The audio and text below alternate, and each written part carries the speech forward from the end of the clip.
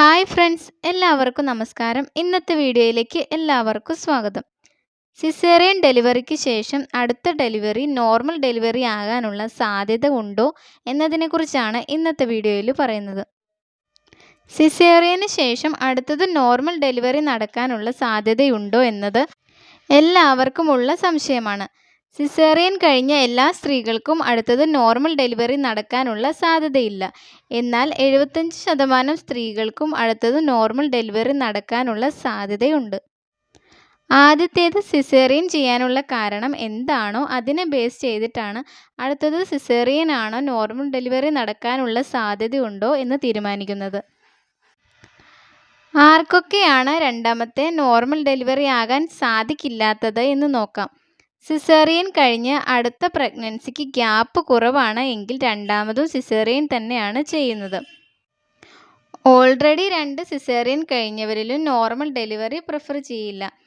ആദ്യത്തെ സിസേറിയൻ്റെ മുറിവ് വയറിന് കുത്തനെയാണ് ഉള്ളത് എങ്കിലും സിസേറിയൻ തന്നെയാണ് രണ്ടാമതും ചെയ്യുക.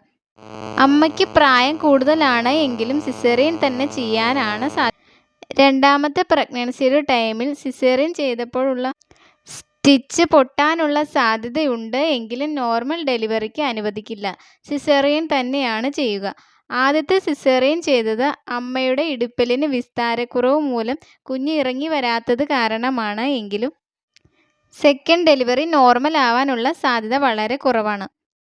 യൂട്രസിന് വികസനമില്ലാതെ ഡേറ്റ് ആയിട്ടും പെയിൻ ഉണ്ടായില്ല.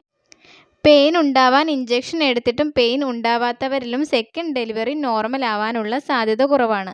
സെക്കൻഡ് പ്രഗ്നൻസിയിലും കുഞ്ഞിൻ്റെ പൊസിഷൻ സെഫാലിക് അല്ല. കുഞ്ഞിന് വെയിറ്റ് കൂടുതലാണ്. കുഞ്ഞിന് വളർച്ചക്കുറവ്, ഹാർട്ട് ബീറ്റ് കുറഞ്ഞു പോകുക, അമ്മയ്ക്ക് BP കൂടുക ഇങ്ങനെയുള്ള കോംപ്ലിക്കേഷൻസ് സെക്കൻഡ് ഡെലിവറിയിലും ഉണ്ട് എങ്കിൽ സിസേറിയൻ തന്നെയാകും ചെയ്യുക. ഇനി സെക്കൻഡ് ഡെലിവറി നോർമൽ ആകാനുള്ള സാധ്യതയുള്ളത് ആർക്കൊക്കെയാണ് എന്ന് നോക്കാം. ആദ്യത്തേത് സിസേറിയൻ ആയത് കുഞ്ഞ് വയറ്റിൽ വെച്ച് മോഷൻ പാസ് ചെയ്തതുകൊണ്ടാണ്, കുഞ്ഞിൻ്റെ പൊക്കിൾക്കൊടി ചാടി വന്നതുകൊണ്ടാണ്, വെള്ളം കുറവായതുകൊണ്ടാണ്, കുഞ്ഞിന് രക്തക്കുറവുള്ളതുകൊണ്ടാണ്, കുഞ്ഞിന് വളർച്ചക്കുറവ്, കുഞ്ഞിൻ്റെയും അമ്മയുടെയും ഹാർട്ട് ബീറ്റിന് വേരിയേഷൻ വന്നതുകൊണ്ടാണ്, കുഞ്ഞിൻ്റെ പൊസിഷൻ സെഫാലിക് അല്ലാത്തതുകൊണ്ടാണ്, പ്ലാസെൻ്റ പ്രീവിയ ഉള്ളതുകൊണ്ടാണ്, മറുപിള്ള താഴെയായതുകൊണ്ടാണ് എങ്കിലൊക്കെയാണ് സിസേറിയൻ ചെയ്യേണ്ടി വന്നത് എങ്കിൽ രണ്ടാമത്തെ ഡെലിവറി നോർമൽ ആവാനുള്ള സാധ്യതയുണ്ട്. കൂടാതെ അമ്മയ്ക്ക് ഡെലിവറി സമയത്ത് BP കൂടിപ്പോയതുകൊണ്ടാണ് സിസേറിയൻ ചെയ്യേണ്ടി വന്നത്. നോർമൽ ഡെലിവറി നടക്കുമായിരുന്നു. ഡെലിവറിയുടെ ലാസ്റ്റ് മിനിറ്റുകളിൽ ഇങ്ങനത്തെ പ്രശ്നങ്ങൾ മൂലം സിസേറിയൻ ചെയ്യേണ്ടി വന്നവർക്ക് സെക്കൻഡ് പ്രഗ്നൻസിയിൽ ഈ പ്രശ്നങ്ങളൊന്നുമില്ല, മറ്റ് കോംപ്ലിക്കേഷൻസ് ഒന്നുമില്ല എങ്കിൽ സെക്കൻഡ് ഡെലിവറി നോർമൽ ആവുന്നതിന് ചാൻസ് ഉണ്ട്.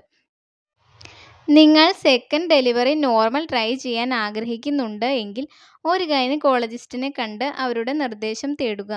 ഈ വീഡിയോ നിങ്ങൾക്ക് ഉപകാരപ്പെട്ടു എന്ന് കരുതുന്നു. മറ്റൊരു ടോപ്പിക്കുമായി അടുത്ത വീഡിയോയിൽ കാണാം.